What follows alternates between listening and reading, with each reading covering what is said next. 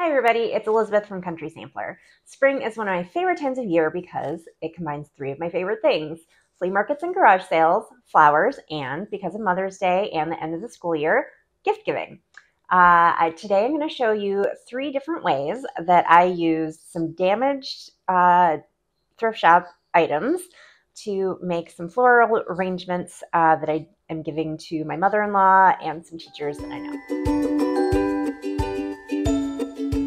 All right, first up, I have a sugar and creamer set that I found at my local antique shop for a really good deal because it's missing the tray that originally came with the set.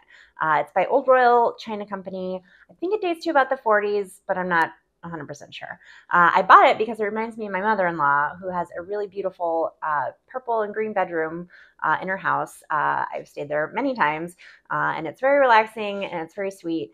And so this set reminded me of that. So what I did is I turned the sugar bowl into a candle, and then I used the creamer for a little flower arrangement with some wax flowers, and then I inserted some rosemary that I had left over from Easter to kind of fill it out a little bit. I boiled a small pan of water and placed a glass measuring cup inside to create sort of a makeshift double boiler that I used to melt my wax. The handle of my measuring cup didn't get hot, but you got to be really careful be handling yours just in case it does get hot being close to the burner. I used this to melt down an old candle that I had. It was broken, but I really love the fragrance, so I was really happy that I got to reuse that wax for this purpose. Let the wax melt for about 10 minutes until I had enough to fill my bowl, and then I switched off the burner. I tied one end of a cotton wick into a knot, dipped it into the wax, and then pressed the knot into the bottom of my sugar bowl. I wrapped the extra wick at the top around a chopstick and placed the chopstick across the rim of the bowl to hold it in place while the candle cools.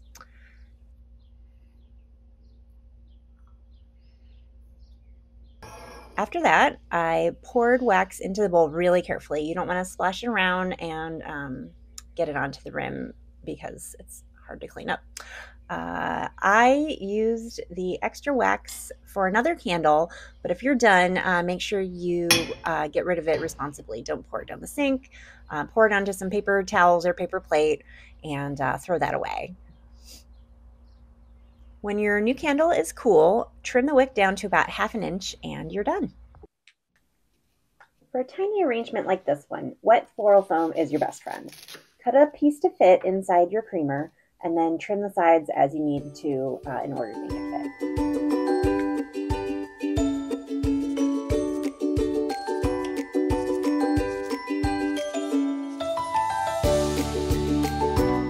Trim your flowers into about 3-inch long pieces.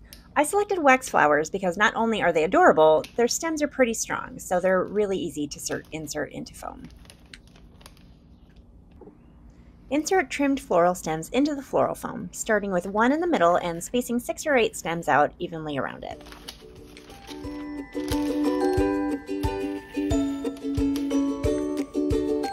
I used a few stems that still had buds on them to add interesting texture to this display. Finish off your arrangement with more greenery. I actually had some fresh rosemary left over from Easter, so I used that to fill things out.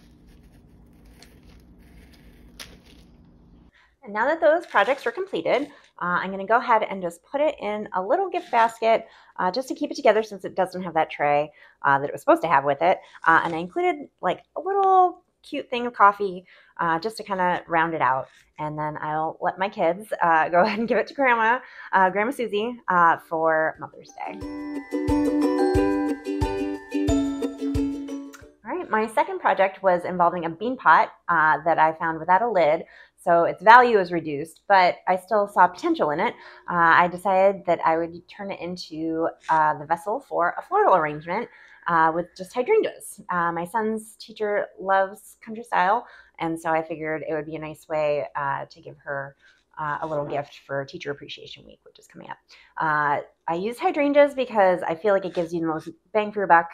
It matches the shape of the pot, and low fuss, but big impact. And then what I did was, just to finish it off, I actually used a tag punch and turned some of my son's artwork into a thank you tag and tied it on with just some twine.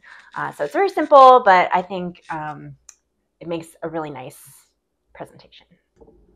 You don't need to have a wet floral foam base for this arrangement, but I like to use it when I'm doing a gift because it helps keep flowers in place during transport. To start, measure how tall you want your stem to be and snip the end. Hydrangeas are very thirsty flowers because of all those blooms, so make sure you cut the stem at a long angle so it can soak up as much water as possible. You should also trim off most of the leaves since they'll steal water from the flowers.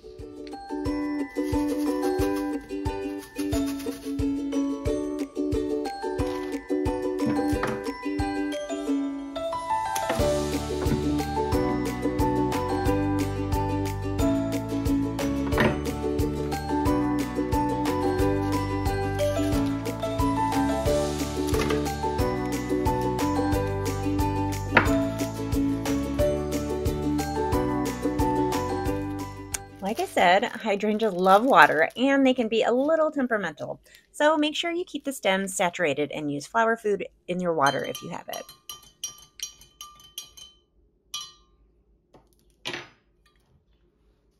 Since this was going to be a teacher gift, I had my son do some watercoloring on a piece of cardstock and then I used a tag punch to cut it out. Write a note on the tag for whatever occasion you're celebrating. It could be thank you, happy birthday, congratulations, anything goes. Punch a hole in the corner of the tag and tie it on with twine. I really love that this bean pot had handles because it made it easy to secure the twine in place and have it not shift around or fall off or anything.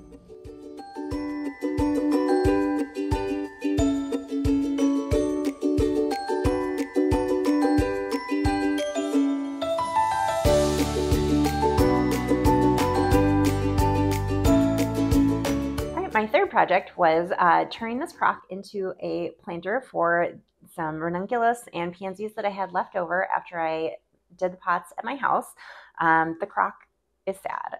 It was broken and glued back together, but I got it for a really good deal, and I have a friend who loves stoneware crocks, so I'm going to give it to her as a gift with these plants inside for a party that she's hosting as kind of a hostess gift. I think she will love it, even though it's a little sad. I wanted to make it really easy to transplant these flowers later, so I used an old plastic tub and cut drainage holes in the bottom.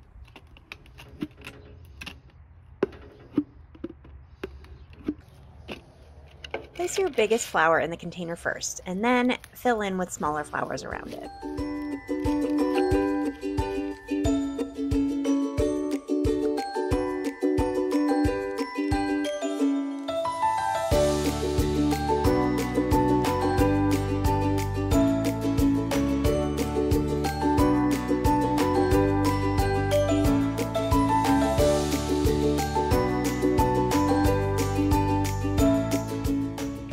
Fill in any gaps with additional potting soil.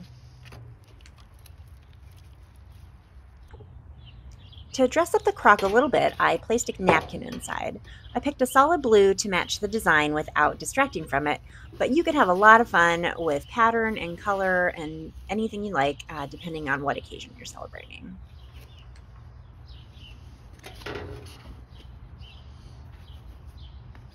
Feel free to comment and let us know which one of these projects is your favorite, or let us know what other ideas you have that you're going to try out for some gifts that you're going to give this spring.